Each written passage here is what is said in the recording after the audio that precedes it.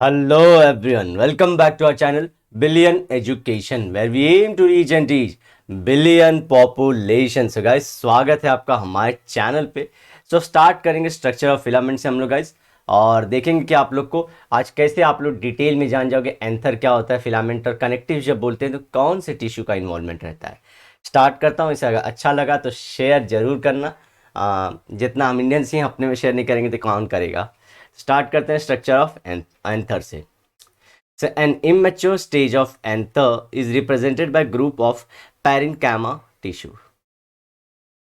तो guys, parenchymatous tissue, sclerenchyma हो गया हमारा, इसी तरह से मेरिस्टेमेटिक टिश्यू हो गया. ये सब सारी जानना चाहिए. Meristematic is mother tissue. All tissue are derived from meristematic tissue. तो आपको स्क्लेरेन्काइमा, पैरेन्काइमा ये सब सारी चीज़ें जान जाइए. नहीं भी जानते तो प्लीज़ इसे गूगल करके देखिए, पता चल जाएगा, क्योंकि सिलेबस ऑलरेडी आप लोगों का बहुत बड़ा है. नीट जैसे एग्जाम आपसे बेसिक्स पूछते हैं कि आपको बेसिक्स आते रहें, तो प्लीज़ मेक श्योर करना कि आपको ये सारी चीज़ें आती रहें. तो surrounded by a single layer of epiderm, simple सा स्ट्रक्चर रहता है. हाँ, एक सिंगल लेयर रहती है इस तरह से, और इसके अंदर टिश्यू रहते हैं. प्लांट में टिश्यू बहुत बनाने पड़ते हैं. जैसे आप लोग अगर अपना जर्नल कंप्लीट करोगे देखोगे ये सब आपको बनाने रहेंगे, और हमेशा कुछ इस तरह के स्ट्रक्चर बनाने रहेंगे. तो आप लोग भले बेंजीन बनाना जानते हो, सीख जाएंगे. Anther is generally dithecous. Dithecous means having two lobes. तो आप लोग यहीं पे देखिए, एक ये लोब हो गया और एक ये लोब हो गया. छोटा सा बनाओ तो हम इसे ऐसे बनाते थे ना गाइस, यहाँ से पीछे से फिर डंडी निकाल देते हम लोग. ऐसा नॉर्मल लैंग्वेज बता रहा हूँ आप लोग को, जिससे कि आप लोग सारी चीज़ें समझ पाए. So anther is dithecous and tetrasporangiate. Tetrasporangiate मतलब 4 लोब्स होते हैं इसके अंदर, 4 ऐसे जोन्स. 1 2 3 4. ठीक है, टेट्रास्पोरेंजिएट होता है. ये पॉइंट कनेक्टिव से गाइस, जहाँ से पीछे से फिलामेंट आती है यहाँ पे. ठीक है, ये स्ट्रक्चर करेंगे आगे जब टीएस करेंगे, ट्रांसवर्स सेक्शन. और एक आप लोग को होता है ट्रांसवर्स सेक्शन, और एक आप लोग को होता है LS, longitudinal section. Generally TS ही आप लोग को सारे स्ट्रक्चर बताता है. आप लोग ओनियन सेल और ये सब के बारे में पढ़ोगे अपने जब आप लोग लैब में जाओगे. एक डब्बा मिलता है, डब्बा देख के बहुत खुशी होती है, लेकिन उसका यूज़ कुछ नहीं होता है. सिर्फ वो आपके एप्रॉन्स में और आपका वो जो बैग है उसमें एक स्मेल छोड़ जाएगा केमिकल्स की. Each monothecous anther contains 2 pollen sacs. So monothecous, thecus means lobes. So एक मोनोथिकस में कितने होते हैं? 2. 1 2. इसी तरह इसमें 1 2 टोटल मिला के 4. Next, in dithecous anther the 4 pollen sacs. तो 2 पोलन सैक एक थिकस में, और दो मोनो डायथिकस में 4 पोलन सैक होंगे. मेक श्योर आप ये वर्ड्स यूज टू हो जाए, और कितने लोब्स होते हैं, कितने सैक्स होते हैं ये जान. सैक्स मतलब खाली जगह. Therefore it is tetrasporangiate. जो ये वर्ड है टेट्रास्पोरेंजिएट के लिए, why do we call anther tetrasporangiate? So it has 4 pollen lobes और it has 4 pollen sacs. 4 pollen sacs, 2 lobes होते हैं सिर्फ. तो आप मेक श्योर करें कि एग्जाम में आप अटके ना. The heterogeneity differentiation arises when some hypodermal cell get transformed into archaeosporial cells. तो जब ये इनिशियल वाला सेल जाए गाइस, डिफरेंशिएशन मतलब इसी को मैच्योरेशन बोलते हैं, और डिवीजन, मैच्योरेशन एंड डिवीजन. जैसे कि मेरिस्टेमेटिक टिश्यू जो होता है वो मैच्योर होता है और डिफरेंशिएट होता है, तो डिफरेंट टाइप के टिश्यू फॉर्म होते हैं. जैसे हमारा जाइगोट जब मैच्योर होना मतलब कि डिफरेंशिएशन मतलब क्या, मैच्योर होना और डिवीजन होना. That's a differentiation of cell. और आर्केरियस्पोरियल सेल्स बनते हैं. आर्केस्पोरियल सेल्स को गाइस एक बार देख लीजिए आप लोग. थोड़े से ये रहना है कि कहाँ पे कौन सी टर्मिनोलॉजी यूज हो रही है. सो हम लोग जो गाइस आगे पोलन सेल्स और ये सब बने बोलेंगे ना, तो इसमें से प्राइमरी वाला जो, एक सेकेंड में पेन ले लूँ. तो प्राइमरी यहाँ पे आप देख पा रहे होंगे आर्केस्पोरियल सेल्स यहाँ पे हैं. और नेक्स्ट, तो इसमें से प्राइमरी स्पोरोजिनस सेल होता है जो इंटरनल होता है, ये सेल का इंटरनल पार्ट. ये डिवाइड होके हमको पोलन मदर सेल्स बनाएंगे, जो आपको डायग्राम में दिखाया गया है यहाँ पे. ये कलर, ये वाले पार्ट बनेंगे. ठीक है, मेक श्योर करिए. सेकेंडली, पराइटल मतलब जो लेयर्स होती हैं, आउटर लेयर्स, ये ब्लैक कलर बनाया था इसे मैं थोड़ा सा, ये वाली लेयर, ये बनाएगा एंडोथिकस और टेपिटम, आगे पढ़ेंगे वो सब सारी चीजें। ये देखिए पराइटल मतलब उसकी लेयर, इसको हम लोग डिवाइड करेंगे, देखेंगे 4 पार्ट होगा यहाँ पे, ठीक है। फिर ये सब सारी चीजें करेंगे और इसी से माइक्रोस्पोर्स आएंगे जिसको हम लोग पोलन ग्रेन्स बोलेंगे गाइस।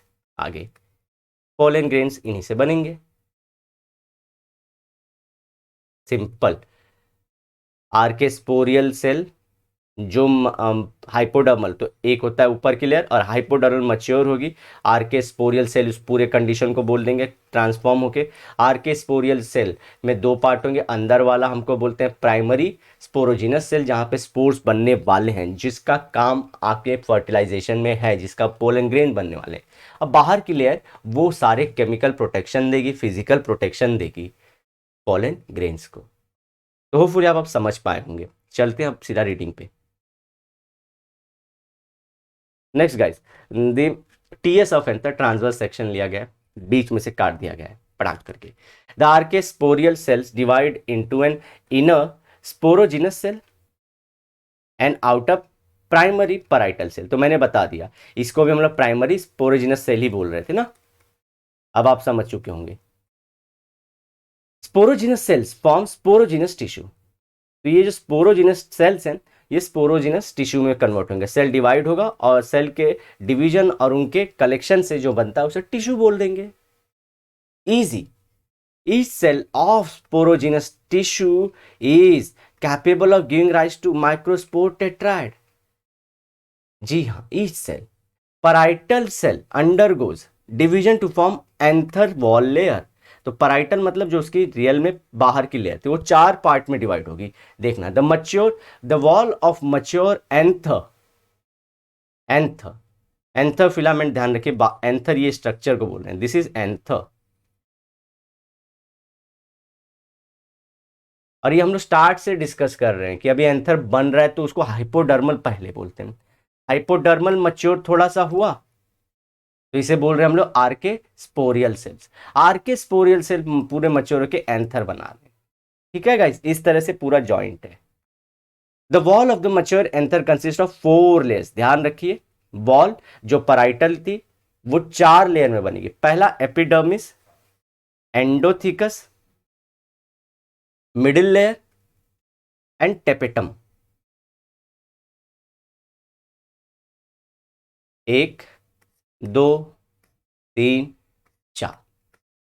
अब ये 4 लेयर हैं, इनमें आपको क्वेश्चन क्या होगा कि अंदर की तरफ कौन सा है और दूसरा फंक्शन कौन सा, और बाहर की तरफ किसके ऊपर कौन, ये जानना है आपको। तो एपिडर्मिस नाम से, एपी मतलब ऊपर, बाहर का, outer most protective layer made up of tubular flattened cells. ये डायग्राम यहाँ पे जो है ये ज़्यादा रिप्रेजेंट नहीं करता फ्लैटेंड सेल्स, मतलब देखिएगा ये वाले, ये इस तरह से फ्लैट सेल होते हैं। मेरे पास एक डायग्राम, उसके थ्रू आप लोग को अच्छे से समझ जाएगा। ये देखिए, let me just get the correct position. तो गाइज ये देख पा रहे होंगे आप लोग एपिडर्मिस, ये एपिडर्मिस है हमारा। ये जो आपको लाइट ब्लू कलर में दिख रहा है एपिडर्मिस, फ्लैट जो सेल होते हैं उसे एपिडर्मिस बोलते हैं। अगेन अब आगे चलेंगे, इसका फंक्शन क्या है, प्रोटेक्शन का। स्लो जा रहा हूं गाइज, अगर आप लोग को लगे तो आप 2 की स्पीड में देख सकते हैं। नेक्स्ट गाइज, एपिडर्मिस के बाद होगा हमारा एंडोथिकस। एंडोथिकस इज सब एपिडर्मल, सब मतलब उसके नीचे है। गाइस प्लीज मैं रिक्वेस्ट कर रहा हूँ, बार बार आप लोग को लग रहा है कि ये क्यों एक ही चीज को रिपीट कर रहे हैं, लेकिन ये वर्डिंग सीख जाइए सब। और ये बाद में अगर आप बीएससी या जब अपने कॉलेज में जाओगे या एमबीबीएस या जो भी करोगे, तो यहाँ पे टीचर्स आपसे एक्सपेक्ट करेंगे सब का मतलब समझो, आप लोग एपी का मतलब, हाइपो का मतलब समझो, मेस्टमैटिक, ये सब टिश्यूज। अगर डॉक्टर बनना है गाइस, ये आप नहीं जानोगे तो कौन जानेगा। Layer made of radially elongated sales with fibrous thickening, ठीक है। तो एक बार देख लीजिए, यहाँ पे ये रेडियली आउटवर्ड हो रहे हैं, यहाँ पे देखिए ये इस तरह से। और दूसरी चीज यहाँ पे फाइब्रस ओरिएंटेशन भी आप देख पा रहे होंगे, ठीक है। सो पहले रेडियली आउटवर्ड रहती है, रेडियली आउटवर्ड मतलब इस तरह से, बाहर की तरफ बढ़। चाहता तो मैं गाइस ये सब छोड़ के सिर्फ रीडिंग मार के जाता, लेकिन आप लोगों को बताना चाहता हूं। इनर टू एंडोथिकम हीशियम इज मिडिल लेयर, नाम ही मिडिल लेयर है, made up of thin walled cells, 1 और 2 सेल्स रहेंगे लेकिन may disintegrate in mature anther. तो हम लोग देख रहे हैं जब मैं बोल रहा था हाइपोडर्मल, फिर उसके बाद हम लोग जब पोलन ग्रेन बनाने जा रहे हैं उसके पहले एंथर बनता है, एंथर के बाद पोलन ग्रेन बनेगा। तो जब ये मच्योर होते जाता है ये मिडिल लेयर गायब हो जाता है। तो आर के स्पोरियल, हाइपोडर्मल और आर के स्पोरियल अब मच्योर होते जाएगा, और जब मच्योर होगा तो जो पैराइटल है 4 भाग में, जो चौथे में से हम लोग जो तीसरा बोल रहे हैं मिडिल लेयर, जब एंथर मच्योर होने वाला है वो गायब भी हो जाएगा। नेक्स्ट टू इसके बाद रहता है हमारा tapetum. Tapetum is inner most, सबसे अंदर जो होता है nutritive layer of anther. Nutrition देखा, it is immediately inclusive the sporogenous tissue. Sporogenous tissue क्या रहती है हमारे, ये स्पोर्स बनाएंगे। कौन से स्पोर्स, पॉलन ग्रेन्स।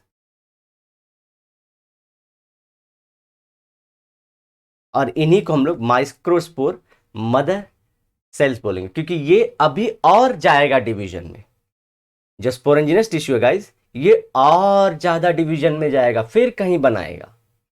चलिए देख लीजिए एक बार फिर से डायग्राम में again.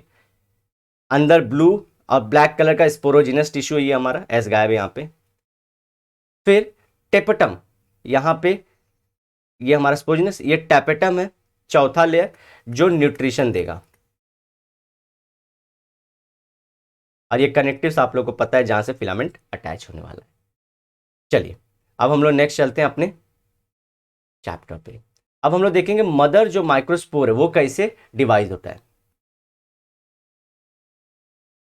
Microsporogenesis, what is microsporogenesis, जब माइक्रोस्पोर डिवाइड होकर पोलन ग्रेन दे दे। सिंपल, इसमें से आपके क्वेश्चन आएंगे एग्जाम में, इसलिए इसको ऊपर इतना प्रेशर दे रहा हूं। इस microspore mother cell divides meiotically to form tetrad of haploid cells, that is microspores pollen grains. अब स्ट्रक्चर ऑफ माइक्रोस्पोर भी कर लेते हैं, यहां पे नहीं दिया मैंने लिया आप लोग के लिए जो बनेगा आगे।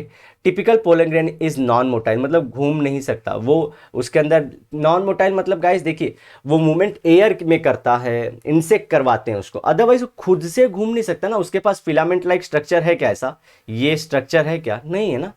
तो ध्यान रखना आप लोग को। हैप्लॉइड मतलब single cell, unicellular body with a single nucleus. It is surrounded by a two-layered cell wall called sporoderm. ये देख लीजिए एक स्ट्रक्चर, सो दैट की स्ट्रक्चर याद रहता है आपको, इसलिए स्ट्रक्चर देते हैं। थोड़ा छोटा होगा गाइस, इसे जूम आउट नहीं कर सकता है तो करता है, एक सेकंड देखता हूँ जूम आउट होगा क्या।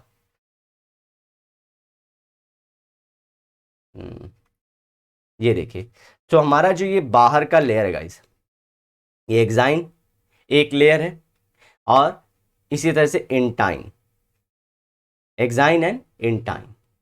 चलिए इसे रिवर्स करता हूं, दो आउटर सेल वॉल जो हम लोग बोल रहे हैं, और ये जो सेल है यहां पे देखिए ये वेजिटेटिव और जनरेटिव। तो ये बोल रहे हैं आप लोग को कि सिंगल रहता है, लेकिन एक का पर्पस, इसमें से सिर्फ एक ही हमारा जो रहता है वो काम करता है फर्टिलाइजेशन का, दूसरे का काम रहता है और सारी जो सेकेंडरी फ्रूट सीड के अंदर और सारी चीजें होती हैं एंडोस्पर्म, वो बनाने का काम होता है। वो जो हम लोग डबल फर्टिलाइजेशन पढ़ेंगे तब इनका रोल ज्यादा अच्छे समझ में आएगा। सो आउटर लेयर, अब हम लोग वॉल के बारे में, माइक्रोस्पोर में वॉल के बारे में पढ़ रहे हैं। Exine is thick and made up of complex non biodegradable substance called as sporopollenin. ये मटेरियल का नाम है स्पोरोपोलेनिन। बायोडिग्रेडेबल गाइस क्यों नहीं है, क्योंकि अगर ये बायोडिग्रेडेबल हो जाएगा तो हवा पानी इंसेक्ट द्वारा टूट जाएगा, और इसके अंदर का जो हमारा सेल है वो एक्सपोज जाएगा तो खराब हो गया सेल ना। तो इसको असली स्ट्रांग होना बहुत जरूरी है, इसलिए ये मटेरियल से बना है। इट मे बी स्मूथ और with a sculptured pattern characteristics of the species. It is resistance to chemicals, तो बोला था केमिकल्स के लिए होता है। तो देखिए स्मूथ होगा या ऐसा होगा, एक सेकेंड, आप एग्जाइन देख रहे हैं ये स्मूथ नहीं है हमारा, इसमें स्पोक्स हैं, ये देखिए। तो स्पीशीज टू स्पीशीज जैसा उसका फर्टिलाइजेशन का मेथड है गाइस ना, उस हिसाब से जैसा उसका फर्टिलाइजेशन का मेथड रहेगा उस हिसाब से वो स्पीशीज बनाती है इसे। अगर समझिए इसे स्टिक होना इंसेक्ट के ऊपर, तो ये कैसे स्पोक्स रहेंगे तो ही तो स्टिक होगा ना, इस तरह से इंसेक्ट के पैर पे या उसके जो माउथ सेक्शन पे। अगर वाटर और एयर के थ्रू जाना है तो ये स्पोक, अगर ये ऐसा रहेगा वाटर और एयर के हिसाब में जाना है, ये जा गया वाटर में, तो ये अगर समझे स्पोक्स है तो ये सरफेस टेंशन क्या कर देगा, लो कर देगा और उसके अंदर डूब जाएगा पानी के अंदर, तो ये अच्छी चीज नहीं है, इसलिए वहां पे स्मूथ होने की जरूरत है। ठीक है, चलो। At some places, exine is very thin, showing thin areas known as germ pores. These are meant for the growth of emerging pollen tube during the germination of the pollen grains. तो ये structure जो है यहां पे, ये देखिए हमारा germ पोर है, यहां से ट्यूब लाइक स्ट्रक्चर आएगा और इसके अंदर से ये सेल ट्रांसफर होगा किसके अंदर, जब हम लोग पढ़ेंगे ओवरी के अंदर जाएगा ना भाई। तो germ pore is a place from where pollen tube comes. आगे चलते हैं guys. The inner wall layer उसको बोलेंगे इंटाइन, इंटरनल है intine, consist of cellulose and pectin. चलिए आप लोगों को सिंपल सा क्वेश्चन पूछूं, पेक्टिन कार्बोहाइड्रेट है या प्रोटीन है, बता दीजिए, कमेंट करना इसमें। तो इससे हमारा माइक्रोस्पोर खत्म हो जाता है। अब नेक्स्ट टाइम जो रहेगा गैमेटोफाइट कैसे बन जाएंगे वो सारी चीजें हम लोग डिस्कस कर लेंगे। ये देखिए जनरेटिव न्यूक्लियस आ गए यहां पे, हम लोग अभी यहां पे हैं, अब ये मैच्योर होगा और फाइनली और ज्यादा जो हम लोग बोलते हैं पोलन ट्यूब के फॉर्म में आ जाएगा। और ये देखेंगे, देखिए पोलन ट्यूब, ये पोलन ट्यूब कहां से आया है, ये जर्म पोर से आया। और इसके बाद गाइस सारी चीजें अच्छी से हो जाएंगी आप लोग की, ये पार्ट समझना जरूरी है इसलिए मैं इसको इतना समझा रहा हूं। और इसके बाद एक बार वंस इट इज डन आप लोग का काम इजी हो जाएगा। तो ये खत्म होने के बाद डेवलपमेंट ऑफ फीमेल गैमेटोफाइट, अभी कौन सा कर रहे हैं हम लोग, मेल गैमेटोफाइट के बारे में पढ़ रहे हैं ना, एंथर मेल का पार्ट है। चलिए अब कुछ लोग बोलेंगे हमको इतना पता है गाइस मैं सबके लिए बोल रहा हूँ ताकि सब बच्चे जो वीक हैं और जो स्ट्रांग है सब एक साथ पढ़ पाए। होपफुली आपको पूरा वीडियो समझ में आएगा। नेक्स्ट लेक्चर में आगे के पार्ट से मिलेंगे और थोड़ी एक्टिविटी करेंगे। तो अगर पसंद आए तो शेयर करना, लाइक करना, कमेंट करना, अपने दोस्तों में से फैला दीजिए। तो मिलते हैं नेक्स्ट लेक्चर में, till then bye bye, have a great and nice day, sayonara, लेकिन वादे के साथ जरूर मिलूंगा दोबारा।